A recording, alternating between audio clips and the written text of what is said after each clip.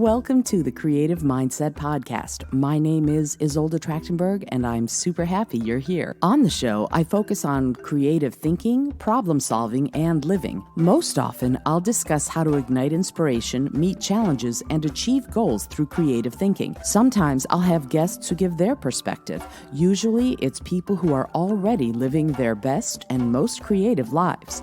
Okay, let's get to it. Hello, and welcome to the Creative Mindset Podcast. My name is Isolde Trachtenberg, and I'm glad that you're here. Today I want to talk about something that happened just yesterday, and it's making me go, and that is this idea that I've been discussing on the podcast and also writing a lot about visionaries and implementers. So, for example, a visionary is someone he's the idea, or they're the idea person. Steve Jobs would have been a great example of a visionary. And then there's the implementer, someone who takes the visionary's grand ideas and builds on them. Actually, is probably the person who, implements them, right? Gets them to actually happen.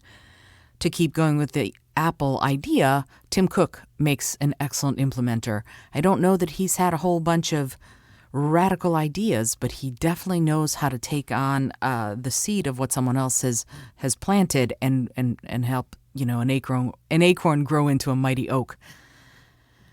And this was brought home to me with something that happened between my husband and me yesterday. So Rich is an artist, and he's an incredible artist. And just the other night, he was doodling, and he started with a doodle, and out of the doodle came this lovely drawing. And if you look at the show notes, you'll see the drawing. And, he just did it, I think, pretty quickly, and he turned it into a black and white thing of this woman walking out of a cabin. And I looked at it and thought, wow, I love this. And so I asked if I could color it, and not the original. He offered me the original, and I was like, no, give me a copy because I don't want to mess up your original. So I went ahead and took all of my colored pencils, and I colored the drawing. And if I say so myself, it came out pretty well. I mean, it's coloring, right? So it's not the actual creation of the main idea. It's not the visionary portion of it, but I implemented it, and together we made something really lovely. And that's the way I look at it. And it's interesting because Rich's description of it was, hey, collaborative art. And I thought, wow, yeah, that's exactly what it was. Is the whole greater than the sum of its parts? I actually really like it. I like how it came out. But also, when I look at the black and white now, it feels like something is not quite there, right? So to me, this idea of having an idea, of being the visionary, is lovely and amazing, and it gets the ball rolling. But the ball will stop eventually unless it's all downhill. So there needs to be somebody else, or even you, if you're your own implementer, who actually keeps the ball rolling and expanding and growing. So if everything is downhill, then it's easy. But if you are on a level plane or an incline, if it's challenging for you, if it's difficult somehow, sometimes you need to collaborate with others in order to make things happen. So to that end, and another episode that I did just last week about what's the worst that could happen, that is something that is giving me some courage to strike out and, for example, ask people who otherwise I would have been too afraid, frankly, to ask because, who am I to ask them to be on my podcast? But you know what? Why not, right? Why not ask? And so I went, okay, I can't do this by myself. So one of the sort of strategies that I'm using is I'm calling on people I know who are fantastically creative and who think creatively to see if they want to be on the show. And what's interesting, my idea about the podcast has solidified into, or crystallized, I should say, into one thought. And that thought is this. The Creative Mindset Podcast is about how we can use creative thinking to live our best lives and do our best work. That's it. That's what it's about. And so talking about that to somebody I'm asking to be on the show makes everything a lot easier. So one of the things you need to know as a visionary or an implementer, you have to know what your log line is. What's the tagline for this? What is the main idea? What's the specific idea that you want to get across as a visionary or as an implementer? As a visionary, you will probably have the seed. You'll probably be the acorn.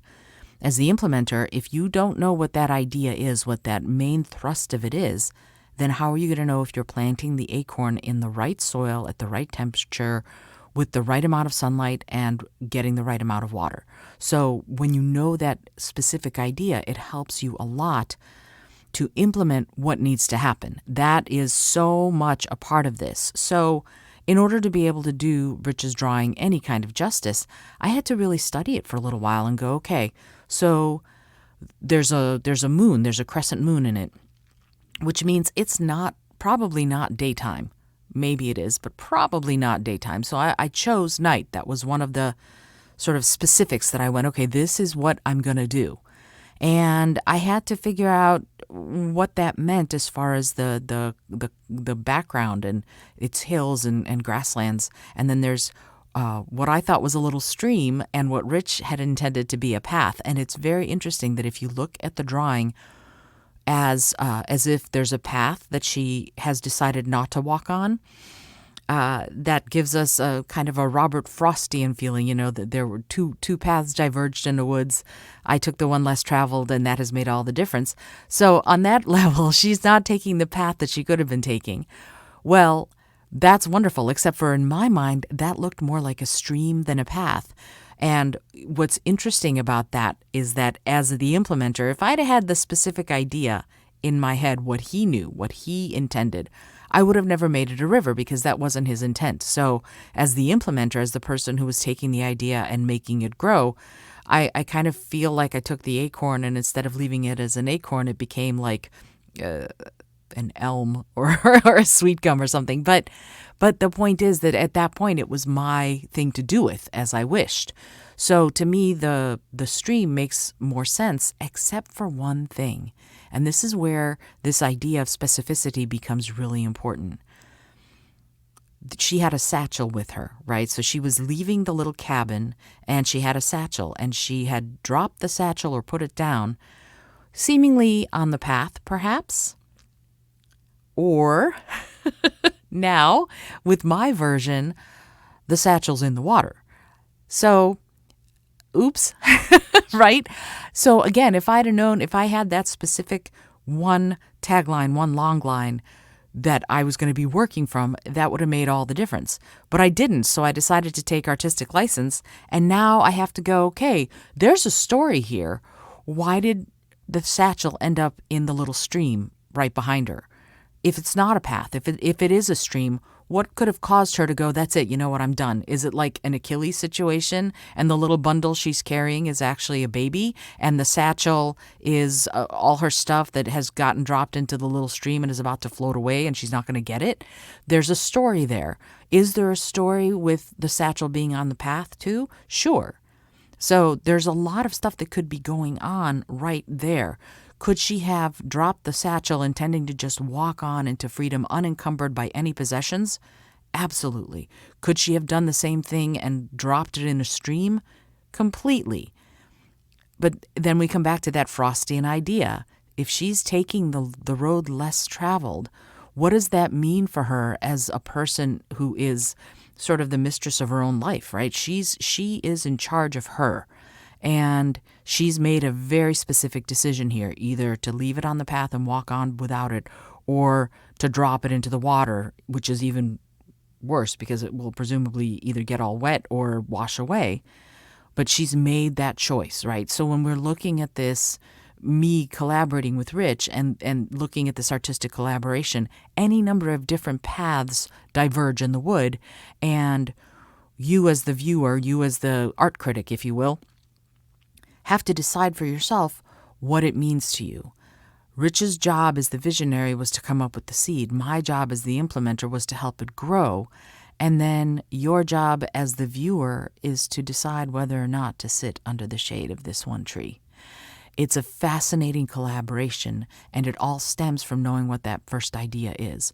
If I had known this was a path, if I had known from him specifically that this was a path, would it have changed what I did? Probably not. I wasn't the visionary. I was the implementer in this collaborative art project. But it might have, and I might have done things a little differently, and it might not be as interesting a story. It might not be as final. You know what? I'm dropping this. I don't want these encumbrances so much that I'm going to drop them into a stream so that they can float away, and I'll never have to deal with them again. Wow, that's a strong stance, right? That's a very direct, this is what I'm doing. So which is it? Well, for Rich, it was a path, and if he had colored it in, he probably would have done it differently than me. But for me, it was a stream, and that says something to me only after I looked at where the satchel was. Because I had in my mind, I'm always about water, so water was going to have to be a part of this. But I noticed that the satchel was in the water or on the path after I'd already colored it in. So on that level, if I had paid attention to the specificity and the logic of what was being presented to me, I might have done things differently. But at the same time, I can then now leave it up to you as the viewer of this piece of art to decide what it is you see and what it is you feel about what Rich and I created collaboratively. And in fact, I'm going to put the drawing up in 4 different phases of coloring, 1 fully black and white, 1 fully colored, and 2 in between, so you can see how things progress and decide for yourself what that is. And the last thing I want to say is this is all an exercise in me inviting you to decide which one you are, which role you most play. Are you mostly a visionary or mostly an implementer? And do you know the specs of each role as you play it? This is something I'm going to be talking about more and more, because how we think, this idea of thinking creatively to live your best life and do your best work, it doesn't exist in a vacuum. I think we need to figure out what those ideas mean, what those words mean to us, and we need to live accordingly. So I'm going to be talking about this, as I said, a lot more moving forward, but I do hope that you will take a look at the show notes and see the different images and see what you think of them, because they are certainly they're evocative to me anyway, and I hope they will be to you as well. I will probably be talking more about art and creative thinking in this way in the next few episodes, and if the person that I just asked to be on the show agrees, then you will hear him on the show in like 2 or 3 weeks. And I have another exciting interview all set up for tomorrow. He will be on the show a week from Wednesday. The great Paul Liberti is going to be joining me on the show.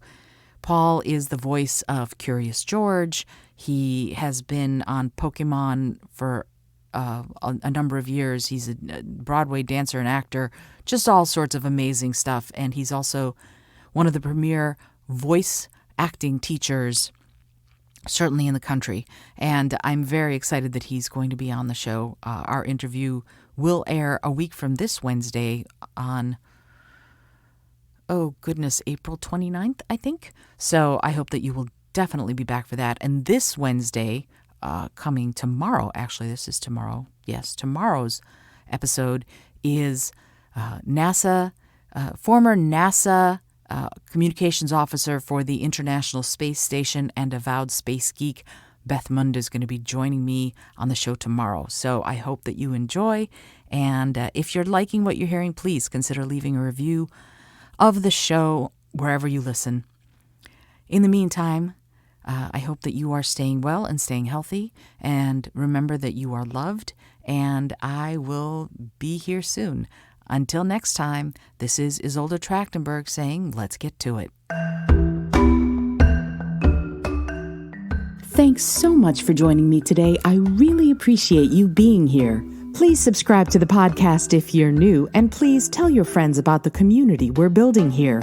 Today's episode was produced by Isolde Trachtenberg and is copyright Isolde Trachtenberg 2019. Today's music was from Kevin MacLeod, Laser Groove, and Ave Marimba, brought to you by Creative Commons License 3.0. As always, please remember this is for educational and entertainment purposes only.